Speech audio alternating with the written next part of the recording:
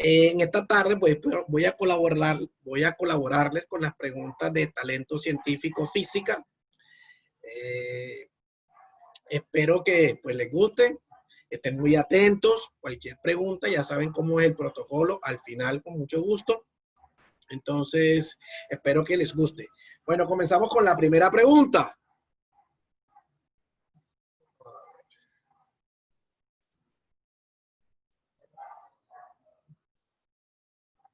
Dice, se patea un balón que describe una trayectoria parabólica como se aprecia en la figura. Entonces tenemos una persona que patea un balón y en esa trayectoria se señalan dos puntos, el punto A y el punto B. La pregunta dice, la magnitud de la aceleración en el punto A es A sub A y la magnitud de la aceleración en el punto B es A sub B. ¿Es cierto que? Primera opción, la aceleración en el punto A es menor que la aceleración en el punto B. B, la aceleración en el punto A es igual a la aceleración en el punto B, igual a 0, ambas 0. La opción C, la aceleración en el punto A es mayor que la aceleración en el punto B. Y D, la aceleración en el punto A es igual a la aceleración en el punto B, ambas diferentes de 0. En este caso puede ser cualquier valor que nos sea 0, 5, 8, 10, etcétera. Entonces, para entender este ejercicio, primero pues tenemos que irnos a lo que es el movimiento parabólico, cómo funciona el campo gravitatorio. Entonces les traigo una pequeña imagen, bueno, dos imágenes.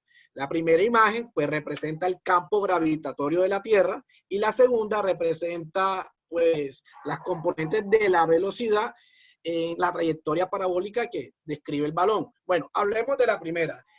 Como pueden darse cuenta, pues represento por medio de flechas rojas las líneas de fuerza. Bueno, eso en física se conoce como las líneas de campo. En este caso, pues las líneas de campo gravitacional. Todas están dirigidas hacia el centro del planeta. También está la letra G que denota la gravedad, que ustedes saben que su magnitud es 9,8 metros por segundo cuadrado según el sistema internacional.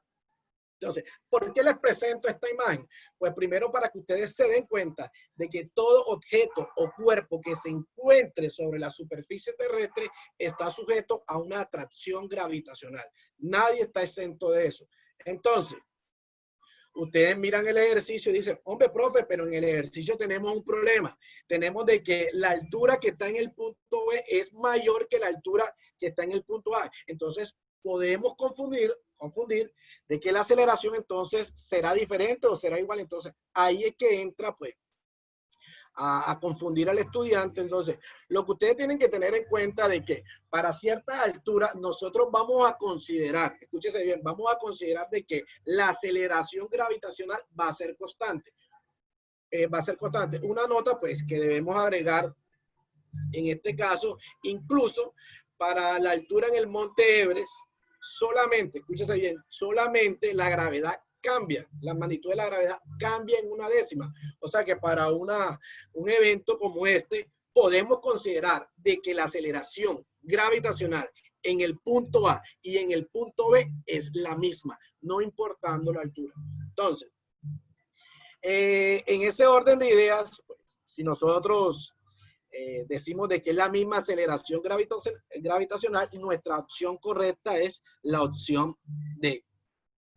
Entonces, si ustedes me dicen, profe, la opción correcta es la A, ¿qué me estarían diciendo? De que, bueno, la opción A y la opción C me estarían diciendo de que la aceleración gravitacional, tanto en el punto A como en el punto B, es igual. Y estamos totalmente equivocados porque se va a suponer que la aceleración va a ser constante, pues, en una altura determinada sobre la superficie terrestre. Ahora, si alguien me escoge, solo por decir, alguien me escoge la opción B, ¿qué me está diciendo? De que ni en el punto A y eso está en incongruencia con el gráfico, porque el gráfico pues denota una trayectoria parabólica, significa de que hay una aceleración que obliga a la pelota a bajar, y la opción B que nos está diciendo que no lo hay, y si no hay, entonces la pelota tendría que seguir su trayectoria rectilínea en este caso. Entonces, opción correcta, la opción D. ¿Me escuchan, Jorge? Porque no... Sí, señor. Bueno, Bueno, de pronto algunos estudiantes se preguntan, ven acá, profe, ¿y cuál es la diferencia entre el punto A y el punto B? ¿Qué es lo que en realidad podemos decir que hay algo diferente? Pero lo que va a ser diferente en este caso es la componente de la velocidad en Y. Entonces, si usted se da cuenta, bueno, en una parte del recorrido, aquí no sé, en esta parte del recorrido podemos decir que está el punto A. Aquí la componente pues se ilustra con un vector de color verde y existe, es diferente de cero. Cuando llega a su altura máxima del movimiento parabólico, ahí es diferente de cero. Entonces, si usted está tratando de buscar algo que cambie, la respuesta es la componente de la velocidad en Y. Seguimos con la siguiente pregunta. La pregunta número 2 está relacionado con el mismo ejercicio. De los siguientes vectores, el que corresponde a la aceleración del balón en el punto A. Entonces nos dan en la opción A un puntico, en la opción B un vector hacia abajo, en la opción C un vector dirigido hacia el noroeste y en la opción D un vector dirigido hacia el noroeste. Entonces, hacia el suroeste, perdón. Entonces, en este caso, nosotros tenemos que considerar de que la aceleración gravitacional siempre va a estar dirigida hacia el centro del planeta, por lo tanto, la opción correcta es la opción B. Bueno, tercer ejercicio. Dice, cuando un cuerpo cae dentro de un fluido, experimenta una fuerza de viscosidad que es proporcional a su velocidad y de dirección contraria a ella. Entonces tenemos un recipiente, en ese recipiente hay un fluido, se deja caer una esfera, esa esfera se precipita dentro del fluido, escúchese bien, se precipita dentro del fluido hasta llegar al fondo del recipiente.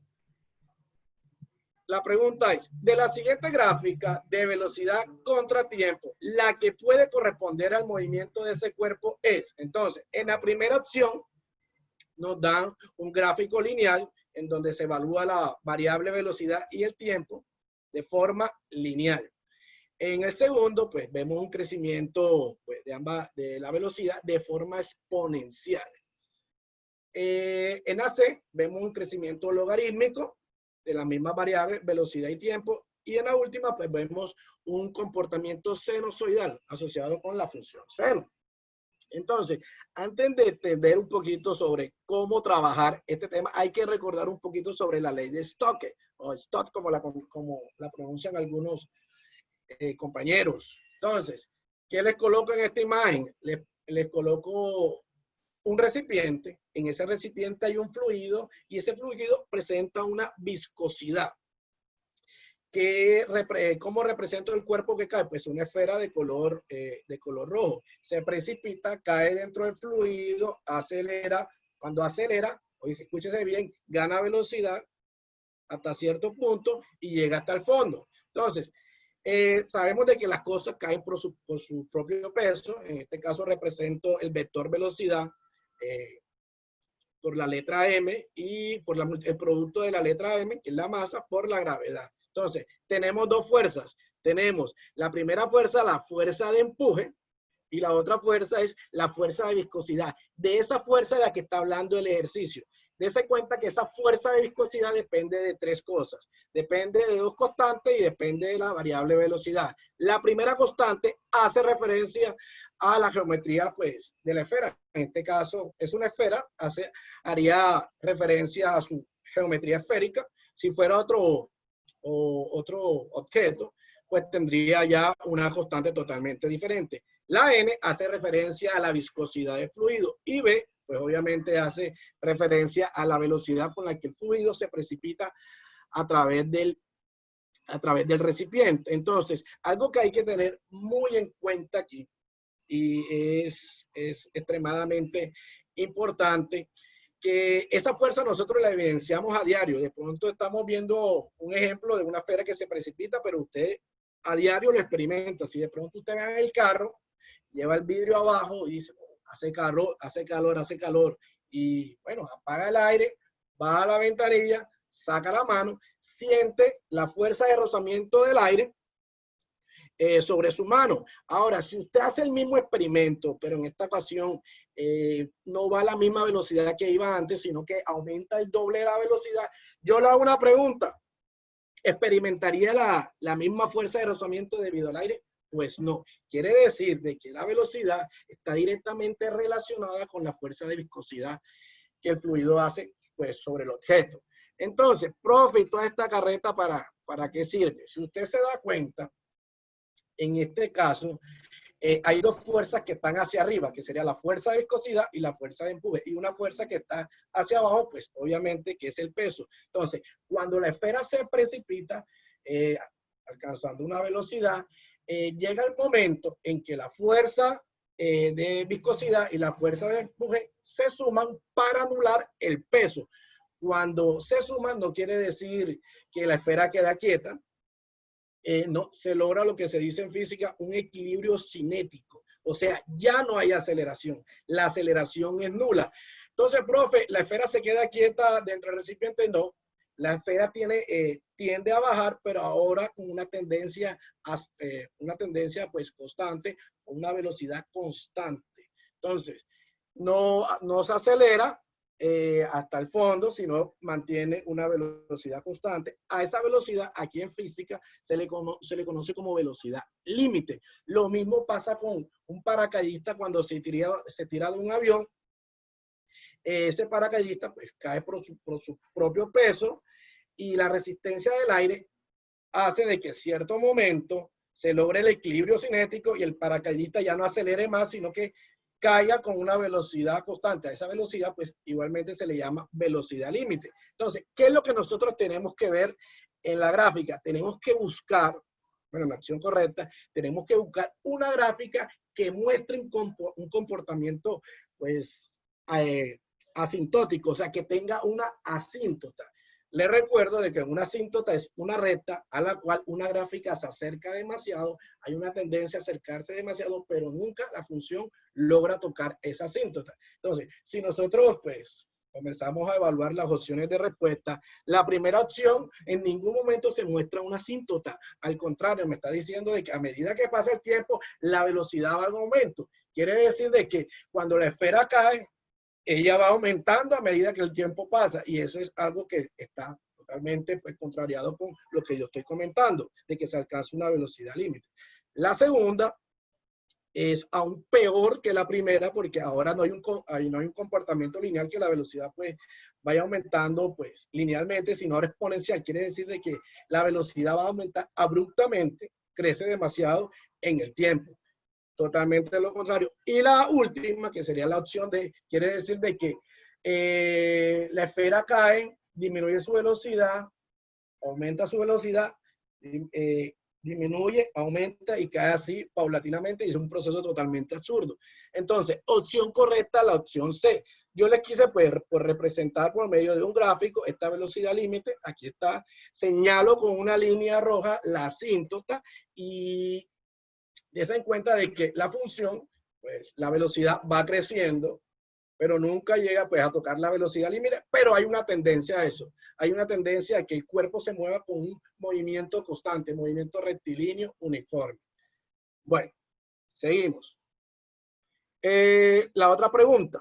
Cuando un cuerpo cae dentro de un fluido, experimenta una fuerza de viscosidad que es proporcional a su velocidad y de dirección contraria a ella. Bueno, tenemos el mismo enunciado, la esfera que se precipita.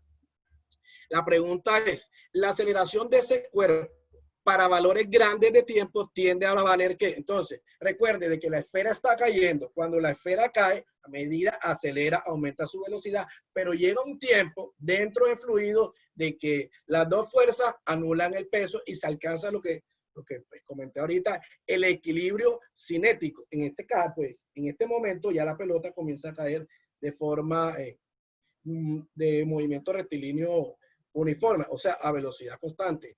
Si recuerdan muy bien en las clases de física de décimo, cuando tenemos un movimiento rectilíneo uniforme, la aceleración es nula. O sea que para la pregunta, la opción correcta es 0. Entonces, sigo, continúo. Opción C, 0. Dice, se fabrica un instrumento para estudiar la presión hidrostática conectando dos émbolos de plástico con un resorte e introduciéndolos en un tubo como se muestra en la figura. Los émbolos evitan que el fluido llene el espacio entre ellos y pueda él deslizarse sin rozamiento a lo largo de un tubo. Al introduciendo el instrumento en un tanque con agua, los émbolos se mueven dentro del tubo y adoptan la siguiente posición. Bueno, ¿qué tenemos? Tenemos un instrumento que lo fabricaron con el fin de medir la presión hidrostática. Hay que recordar de nuestra clase de mecánica de fluido que la presión hidrostática depende de la densidad de fluido, depende de la gravedad y depende de la profundidad. O sea que yo puedo comenzar a estudiar presión hidrostática cuando me encuentre una profundidad determinada. En las opciones de respuesta, todas nos muestran de que hay solamente un primer momento en donde solamente se sumerge parcialmente el instrumento. Entonces, en este caso, la fuerza que va a trabajarse sería la fuerza de empuje. Ahorita pues no la mencioné, no tuve, se me olvidó. En este caso les hablo un poco sobre la fuerza de empuje, más adelante les aclaro. La fuerza de empuje es aquella que cuando tú metes un objeto, pues, un cuerpo dentro del fluido, ella ejerce una fuerza de abajo hacia arriba, tratando de sacar pues ese objeto. Fácilmente usted la nota cuando va a playa, tiene un balón, lo mete dentro del agua, lo más que puedas, quita las manos y el balón sale hacia arriba. Eso que está usted evidenciando ahí es fuerza de empuje. Es una fuerza que va de abajo hacia arriba, siempre pues tratando de sacar el cuerpo que se sumerge. Entonces, si nosotros nos damos cuenta de pues, las opciones, la opción C no evidencia en ningún momento la existencia de la fuerza de empuje. Quiere decir de que yo metí el instrumento y el instrumento no mostró la existencia de esa fuerza, sino que siguió normal, se mantuvo igual y listo. Entonces, la opción C sería una opción totalmente absurda y tendríamos que descartarla. Ahora, si nos vamos para la opción D, en la opción D vemos un poco comprimidos los émbolos, quiere decir de que de cierta manera podemos decir de que está actuando la fuerza de empuje. Ok, pero ¿y por qué se comprime? ¿Por qué se comprime? ¿Será que estamos aplicando una fuerza del otro lado del instrumento? Eso no se sabe. Entonces, solamente en este caso, por la compresión, decimos de que la opción D es incorrecta. Ahora, nos queda un gran dilema. Nos queda la opción A y la opción B. Vemos de que, bueno, aparentemente ambas suben un poquito y preguntamos, ¿y entonces cómo hago para descartar la opción? Ambas experimentan empuje, se evidencia. Entonces, ¿cómo llego a mi respuesta correcta? Fácilmente. Sabemos que dentro de los émbolos hay aire. La densidad del aire en comparación con la densidad del agua es mucho menor. Es mucho menor. Entonces, nosotros esperamos de que el aire, que es mucho más denso, tiene menor densidad que el agua, esté por encima del agua. La opción A no nos muestra eso, nos muestra a un poco sumergido. Entonces, tomamos como opción correcta la opción B. Bueno, aquí hay un poquito sobre el principio de Arquímedes. Está muy relacionado, bueno, se me olvidó, está muy relacionado con la fuerza de empuje. Los invito a ver la anécdota del rey que habla sobre el principio de Arquímedes, muy buena. Arquímedes que dice que cuando sumergimos un cuerpo dentro de un fluido, este experimenta una fuerza de abajo hacia arriba, que su valor es igual al valor del líquido desalojado. Entonces tiene que ver mucho con los buques que transportan mercancía por todo el océano. Es una cantidad grandísima de acero. Ustedes ven que no se hunde. Está muy relacionado con el volumen que se sumerge. Entonces, para que tengan en cuenta y repasen ese tema. Siguiente pregunta. Un submarino se encuentra en una profundidad H. Para ascender, bombea al exterior parte del agua acumulada en sus tanques. 3 estudiantes afirman que, estudiante 1, el submarino asciende porque el empuje aumenta. Estudiante 2, el submarino asciende porque el empuje aumenta y el peso disminuye. Estudiante 3, el submarino asciende porque la fuerza neta está orientada hacia arriba. La pregunta es, los estudiantes que hacen afirmaciones correctas son A, los estudiantes 1 y 2, B, los 3 estudiantes, C, solo el estudiante 3 y D, solo el estudiante 2. Bueno, para entender ahí cuál es la respuesta correcta, yo les voy a explicar brevemente cómo funciona un submarino. Entonces, ¿cómo funciona un submarino? Pues un submarino funciona de la siguiente manera. El submarino tiene algo que se llaman los tanques de lastre, son espacios huecos que el submarino llena y vacía de acuerdo a la necesidad. Por ejemplo, en la primera imagen se muestra el submarino con los lastres vacíos. El color amarillo representa aire, solamente hay aire. Cuando el submarino quiere hacer inmersión, llena los tanques y se sumerge. Ahorita les explico por qué. Des en cuenta de que la inmersión, pues la profundidad aumenta cuando ya el lastre está totalmente lleno. Entonces, primero, cuando un submarino está dentro del agua, pues tiene su peso y también experimenta empuje. Recuerden de que todo objeto que se sumerge en el agua experimenta un empuje. Entonces, ¿cómo el submarino juega con eso? El secreto está en el peso, en cambiar su peso. En la primera parte, usted observa de que el peso del submarino está igualándose con el empuje. Vamos a poner una respectiva correspondencia. Podríamos decir que es este. Podríamos decir que también el equilibrio se puede dar en la superficie. En este caso, pues se llama flotación. No se confunda. En este caso, el empuje es igual al peso del submarino. Ahora, si el submarino quiere sumergirse, ¿qué significa? De que tiene que aumentar su peso. La única manera para que el submarino aumente su peso es llenar los lastres de agua. Entonces, esta imagen, aquí llena los lastres de agua y aquí el peso del submarino es mayor que el empuje. Peso del submarino mayor que el empuje y decimos que hay inmersión. Ten en cuenta de que el vector rojo es mucho mayor que el vector morado. Entonces, ahora, si quiere ascender o quiere una inmersión, tiene que vaciar los tanques por medio de bombas eléctricas que ellos tienen ahí, vacía los tanques, el peso del submarino cambia nuevamente y ahora en este caso el empuje, entonces será mayor que el peso. Y el submarino ascenderá o habrá inmersión. Ahora, una idea que hay que tener bastante clara, cuando usted sumerge un cuerpo dentro de un fluido, el empuje que va a experimentar va a ser el mismo si hay inmersión o hay emersión. Va a ser el mismo. Entonces, que quede claro, el empuje siempre va a ser el mismo si baja o sube. Que quede claro. Lo único que va a variar va a ser su peso.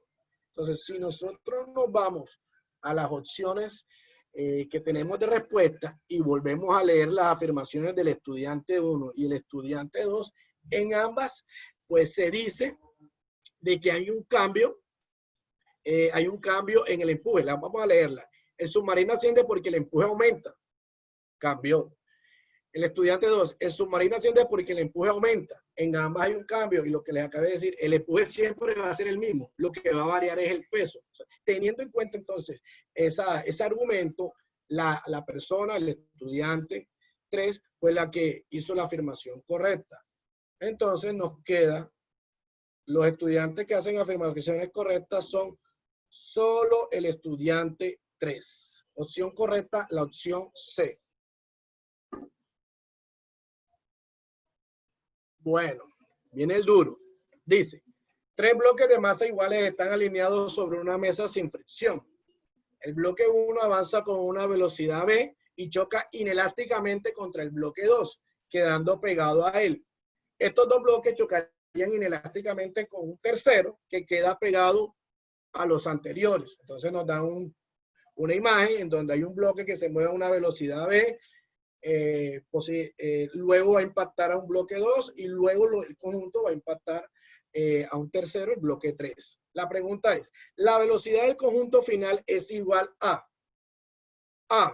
la velocidad del bloque 1, B, la mitad de la velocidad del bloque 1, C, la tercera parte de la velocidad del bloque 1 y D, la cuarta parte de la velocidad del bloque 4. Entonces, pues primero hay que darnos cuenta de dos cosas en el ejercicio. Si nosotros llamamos este sistema, pues lo llamamos por momentos. En el primer momento va a haber un bloque que se mueve a una velocidad m, con una masa m, una velocidad b. En el segundo momento va a haber entonces el bloque 1, el bloque 2 que se mueven a una velocidad x, que no sabemos si es por arriba o por debajo de la inicial. Y en el tercer momento va a haber el bloque 1, el bloque 2 y el bloque 3 que se mueven a una velocidad y, que no sabemos si es mayor o menor a la del segundo momento. Entonces, dejamos esa idea ahí clara, que más tarde la vamos a utilizar. También podemos observar en el enunciado que nos hablan de un choque inelástico. Entonces, ojo con esa palabra es importante. ¿Por qué lo digo? Porque un choque inelástico tiene 4 características importantes en física. Primero, pues, genera calor. Cuando hay un choque inelástico entre dos cuerpos, hay generación de calor. Segundo, hay deformación. Tercero, ¿qué es lo que va a suceder aquí? ¿Qué es lo que vamos a suponer que sucede aquí? Va a haber adherencia. Quiere decir de que el bloque 1 va a quedar pegado con el bloque 2 en el segundo momento. Y en el tercer momento van a quedar pegados los 3. A eso garantiza el choque inelástico. Pero la característica más importante es que no hay conservación de la energía cinética. Escúchese bien, no hay conservación de la energía cinética. Entonces nosotros esperaremos de que en el primer momento exista una energía cinética total asociada, pero en el segundo momento, en donde están los dos bloques, la energía cinética va a cambiar. Quiere decir de que va a cambiar la velocidad, sea para aumento o sea para disminución. El punto es de que va a cambiar. Una opción que nos está diciendo de que la velocidad va a permanecer igual en la opción A. Si se dan cuenta, nos dice que va a ser la misma velocidad. Ya desde el momento 2, ya la velocidad está cambiando. O sea, que es totalmente absurda la opción A. La descartamos enseguida. Ahora nos queda la opción B, nos queda la opción C y nos queda la opción D. Para eso voy a recordarles un poquito sobre la cantidad de movimiento o momentum lineal. Entonces, recordemos de que el momentum lineal se simboliza con la letra P y es igual al producto de la masa por la velocidad. Entonces, abajito les coloco un automóvil y les coloco un camión. El automóvil y el camión vamos a colocarlo en una autopista a la misma velocidad, vamos a colocarlo a 30 metros por segundo. A pesar de que tienen la misma velocidad, no tienen la misma cantidad de movimiento. Escúchese bien, no tienen la misma cantidad de movimiento. ¿Por qué? Porque tienen diferente masa. Entonces, ese concepto lo vamos a utilizar más adelante.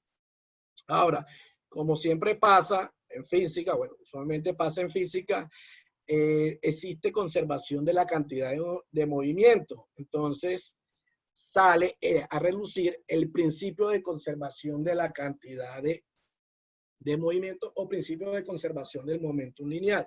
Bueno, yo lo voy a explicar de una manera muy práctica para no colocar fórmulas y que no se me vayan a poner triste. Entonces, tengo pues un sistema, el sistema está conformado por en el primer momento pues tengo una escopeta y dentro de la escopeta hay una bala.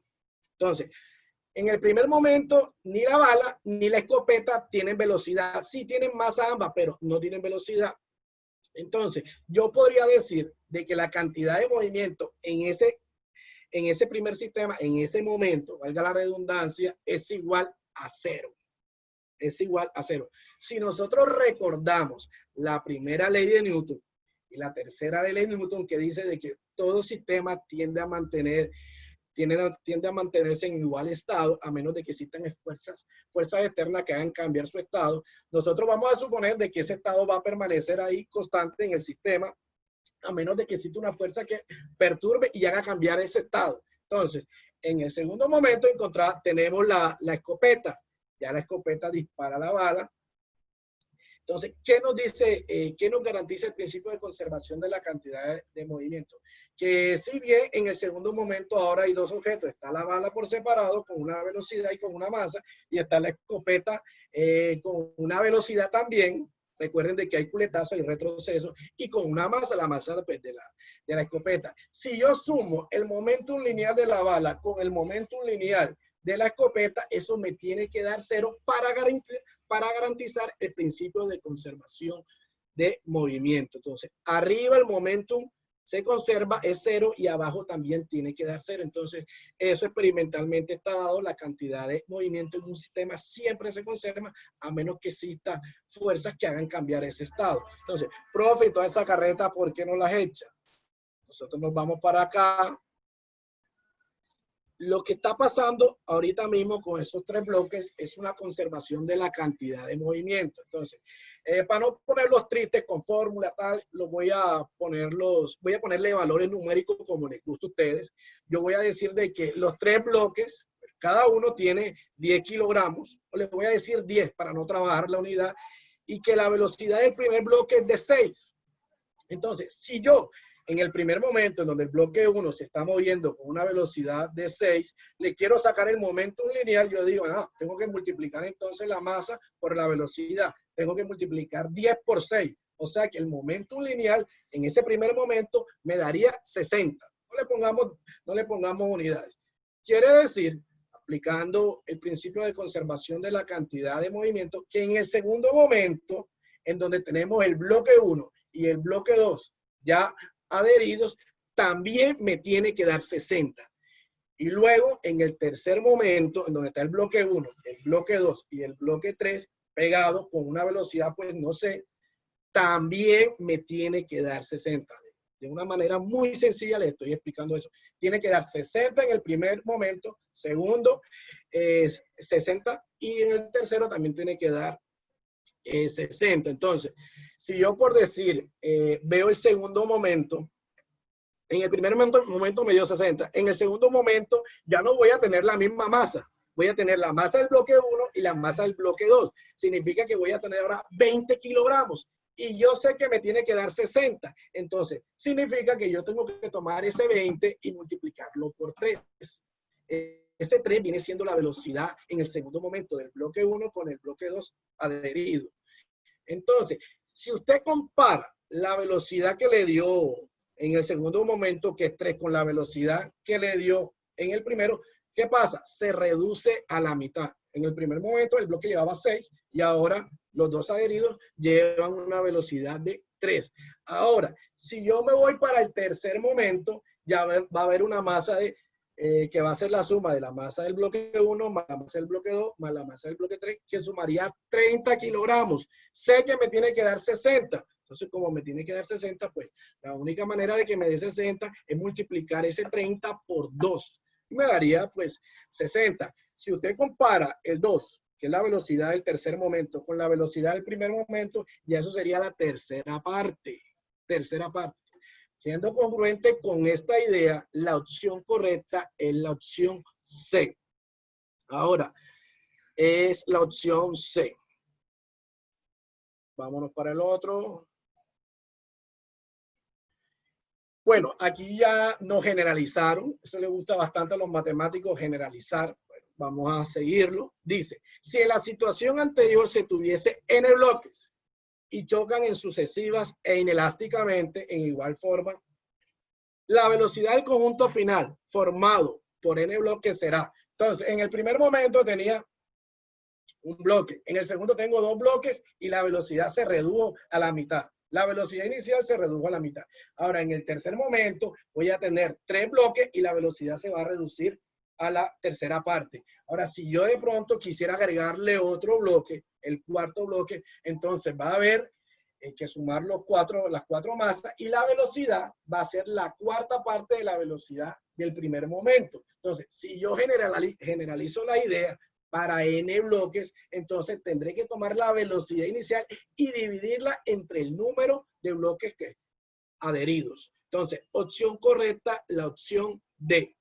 Dese cuenta de que se está dividiendo entre el número de bloques y la velocidad inicial.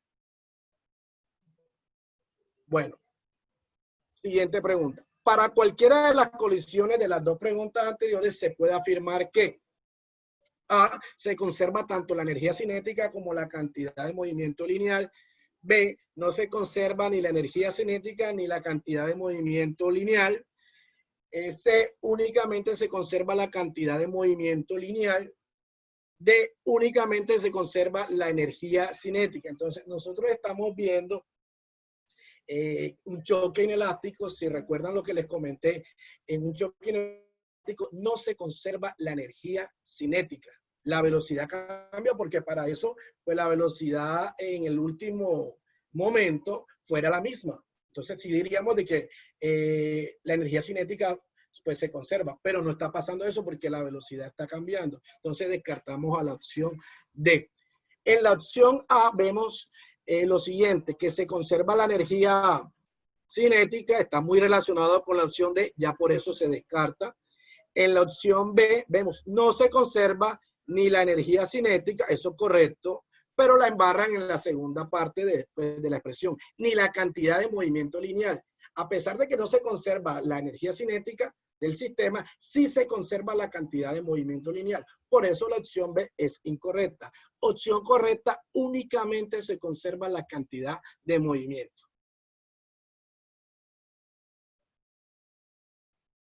¿Listo?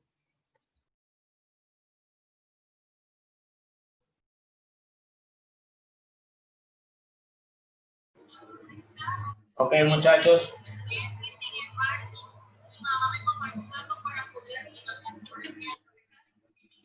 Muchachos, Sí. ¿tienen aquí preguntas para que puedan hacer el profesor? Sugerencia. Lo que quieran. Yo tengo una pregunta. En la de la esfera que va bajando con un líquido que el líquido es Viscoso. eso. ¿Qué duda tienes ahí, Joaquín? Para ver si puede regresar la pregunta. Ok. Para decírselo.